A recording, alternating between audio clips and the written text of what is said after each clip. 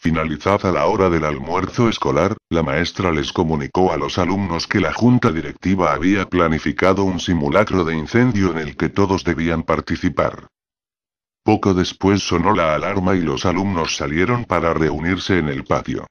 Era un día caluroso, con el cielo despejado y un sol que hacía arder la piel, llenando las frentes de los estudiantes con pequeñas gotas de sudor. La maestra comenzó a leer la lista de nombres.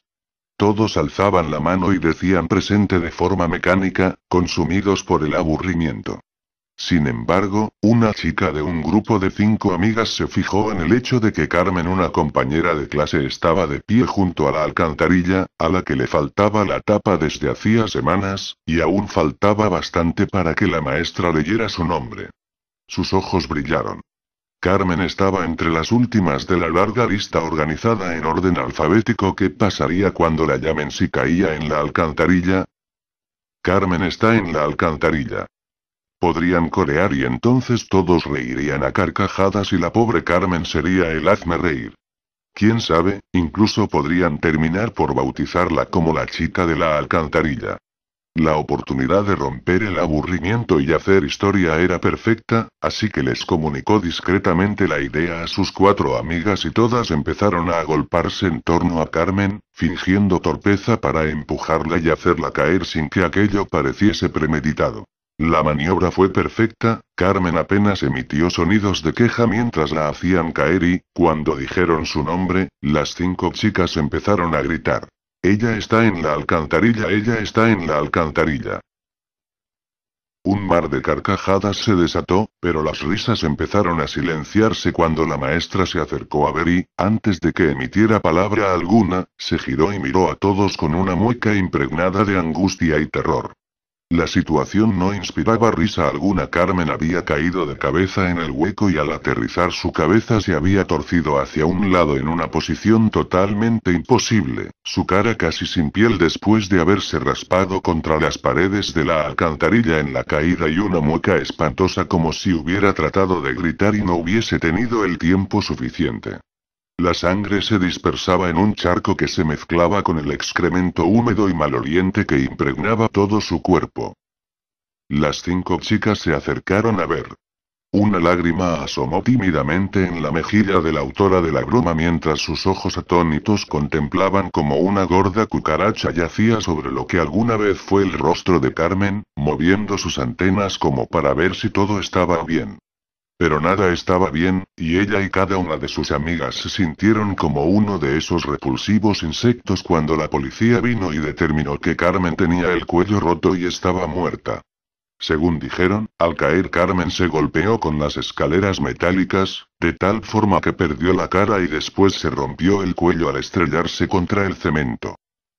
Minutos después se llevaron el cadáver de Carmen, acompañado por una procesión de moscas cuyos zumbidos eran casi el único ruido en medio del fúnebre silencio.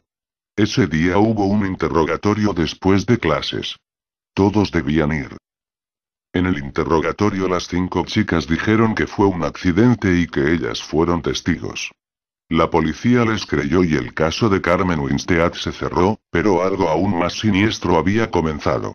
Meses después, compañeros de clase de la fallecida Carmen empezaron a recibir correos electrónicos que se titulaban La empujaron y afirmaban que a Carmen la habían empujado, que su muerte no era un accidente. También, los correos decían que los culpables debían asumir la responsabilidad del crimen, pues de lo contrario habría terribles consecuencias. La mayoría pensó que los correos eran una farsa elaborada por alguien que quería divertirse causando temor, pero otros no estaban tan seguros. Transcurridos unos pocos días tras la cadena de correos, la chica que ideó el plan para ridiculizar a Carmen estaba bañándose cuando de pronto oyó una extraña risa. Cerró el grifo para oír mejor. La risa parecía venir del interior de la ducha. ¿Acaso se estaba volviendo loca? Aterrada, se secó rápidamente, se vistió, se despidió de su madre nerviosamente y se fue a dormir más temprano que de costumbre. 5 horas después su madre se despertó al oír un portazo en la puerta de entrada. Su hija no estaba en la habitación ni en lugar alguno de la casa. Llamó a la policía, pero los agentes poco podían hacer al respecto, ya que no se podía interponer una denuncia en personas desaparecidas hasta que transcurrieran 48 horas. Aún así prometieron a la desconsolada madre patrullar las calles cercanas para buscar a su hija. La búsqueda de familiares y amigos tampoco tuvo éxito y la chica no apareció aquella noche. La mañana siguiente, mientras el conserje del colegio limpiaba las hojas secas del patio, se encontró que la tapa de la alcantarilla que habían vuelto a colocar después de producirse la trágica muerte de Carmen había sido levantada y apartada a un lado. Al asomarse descubrió algo realmente escalofriante. Parece que la chica desaparecida la había retirado antes de lanzarse de cabeza por el conducto y se encontraba en el fondo con el cuello roto y la cara destruida, borrada por los golpes que se había dado al caer y golpearse con las escaleras metálicas de las cloacas. Una muerte idéntica a la que sufrió Carmen.